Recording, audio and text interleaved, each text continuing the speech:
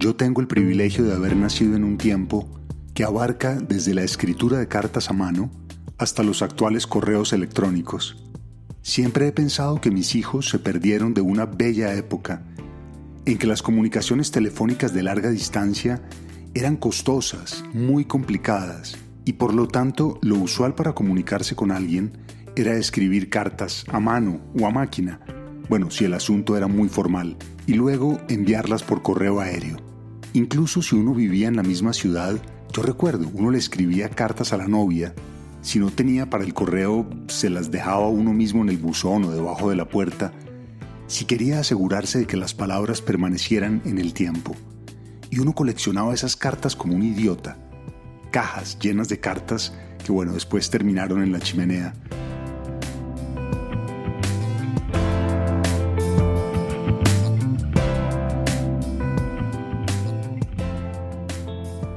Había pocas cosas comparables a la ansiedad de esperar una carta, al momento de ver llegar al cartero o simplemente verla pasar por debajo de la puerta y comprobar por la caligrafía que sí se trataba de la carta que uno estaba esperando.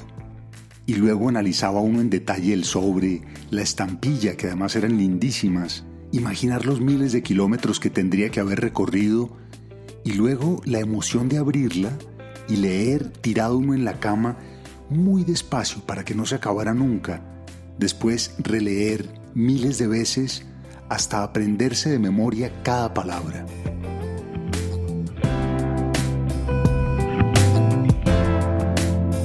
Pero a ver, ojo, esto no es una queja, es simplemente una mirada nostálgica, porque también tengo que reconocer que el desarrollo de la tecnología de las comunicaciones hoy en día tiene enormes ventajas, por supuesto. La inmediatez de las comunicaciones, el bajo costo y sobre todo la infalibilidad. A ver, un correo electrónico llega en un segundo y además uno puede comprobar que efectivamente llegó. En cambio, esas cartas, por más románticas que sean, claro, en muchas ocasiones se perdían en el camino.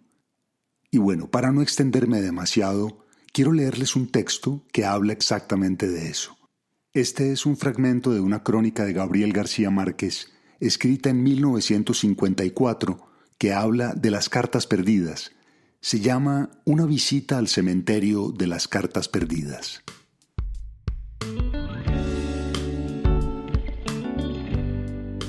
Alguien puso una carta que no llegó jamás a su destino ni regresó a su remitente.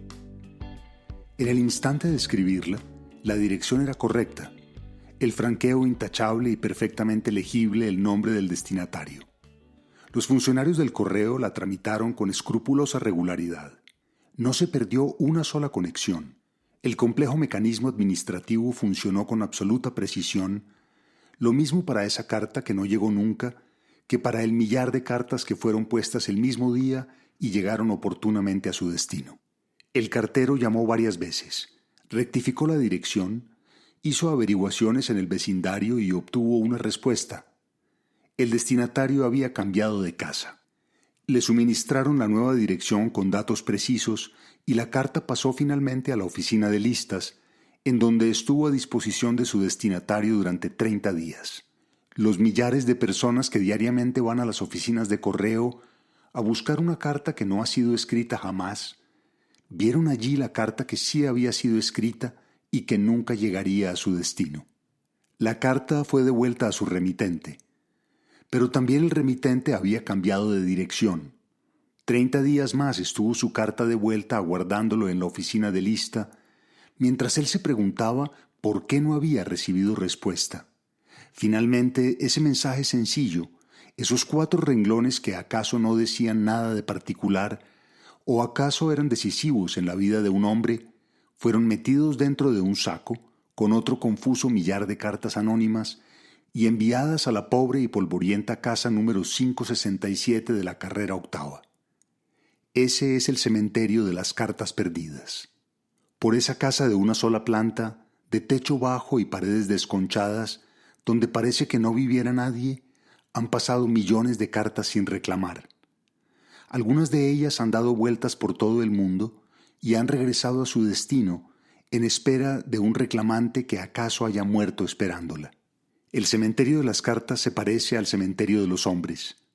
Tranquilo, silencioso, con largos y profundos corredores y oscuras galerías llenas de cartas apelotonadas. Sin embargo, a diferencia de lo que ocurre en el cementerio de los hombres, en el cementerio de las cartas transcurre mucho tiempo antes de que se pierda la esperanza. 6 funcionarios metódicos, escrupulosos, cubiertos por el óxido de la rutina, siguen haciendo lo posible por encontrar pistas que les permitan localizar a un destinatario desconocido. 3 de esas 6 personas son las únicas que en el país pueden abrir una carta sin que se les procese por violación de la correspondencia. Pero aún ese recurso legal es inútil en la mayoría de los casos. El texto de la carta no denuncia ninguna pista. Y algo más extraño, de cada 100 sobres franqueados y tramitados con la dirección errada, por lo menos 2 no tienen nada por dentro. Son cartas sin cartas. El cambio de dirección del destinatario y del remitente, aunque parezca rebuscado, es el más sencillo y frecuente. Los encargados de la oficina de rezagos, así se llama oficialmente el cementerio de las cartas perdidas, han perdido la cuenta de las situaciones que pueden presentarse en el confuso laberinto de los mensajes extraviados. Del promedio de 100 cartas rezagadas que se reciben todos los días, por lo menos 10 han sido bien franqueadas y tramitadas en consecuencia, pero los sobres están perfectamente en blanco. Cartas para el hombre invisible, se las llama, y han sido introducidas en el buzón por alguien que ha tenido la ocurrencia de escribir una carta para alguien que no existe y que por consiguiente no vive en ninguna parte. José, Bogotá, dice en el sobre una de las cartas perdidas. El sobre ha sido abierto y dentro de él ha sido hallada una carta de 2 pliegos, manuscrita y firmada por Diógenes. La única pista para encontrar al destinatario es su encabezamiento. Mi querido Enrique. Se cuentan por millares las cartas que han llegado a la oficina de rezagos y en cuyos sobres solo ha sido escrito un nombre o un apellido. Millares de cartas para Alberto, para Isabel, para Gutiérrez y Medina y Francisco José. Es uno de los casos más corrientes. En esa oficina donde el disparate es algo enteramente natural, hay una carta dentro de un sobre de luto, donde no ha sido escrito el nombre ni la dirección del destinatario, sino una frase en tinta violeta. Se la mando en sobre negro para que llegue más ligero. Estos despropósitos multiplicados hasta el infinito, que bastarían para enloquecer a una persona normal, no han alterado el sistema nervioso de los 6 funcionarios que durante 8 horas al día hacen lo posible por encontrar a los destinatarios del millar de cartas extraviadas. Del leprocomio de Agua de Dios, especialmente por los días de Navidad, llegan cientos de cartas sin nombre. En todas se solicita un auxilio. Para el señor que tiene una tiendecita en la calle 28 Sur, 2 casas más allá de la carnicería, dice en un sobre. El cartero descubre que no solo es imposible precisar la tienda a todo lo largo de una calle de 50 cuadras, sino que en todo el barrio no existe una carnicería. Sin embargo, de Agua de Dios llegó una carta a su destino con los siguientes datos. Para la señora que todas las mañanas va a misa de 5:30 a la iglesia de Egipto.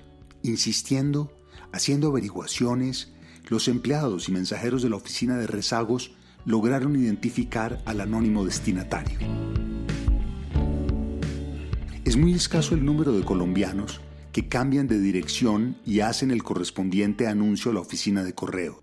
Mientras esta situación se prolongue, serán inútiles los esfuerzos de los empleados de la oficina de rezagos, donde hay una carta sin reclamar desde hace muchos años y que está dirigida en la siguiente forma. Para usted, que se la manda su novia. Y allí mismo, paquetes procedentes de todo el mundo, con periódicos, revistas, reproducciones de cuadros famosos, diplomas académicos y extraños objetos sin aplicación aparente.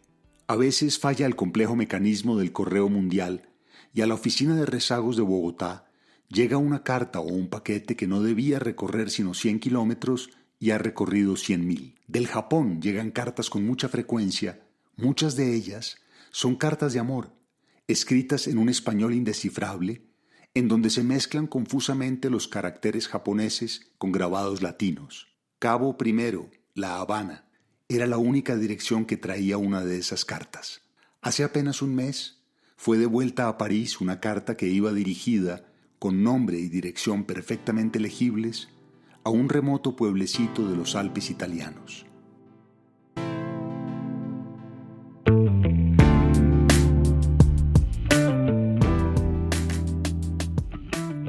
Siempre será un deleite leer a García Márquez. Incluso en sus crónicas y reportajes se advierte la genialidad de nuestro gran escritor. Yo espero que lo hayan disfrutado tanto como yo. Como siempre, es un placer acompañarlos a través de este espacio. Aquí les dejo y hasta la próxima.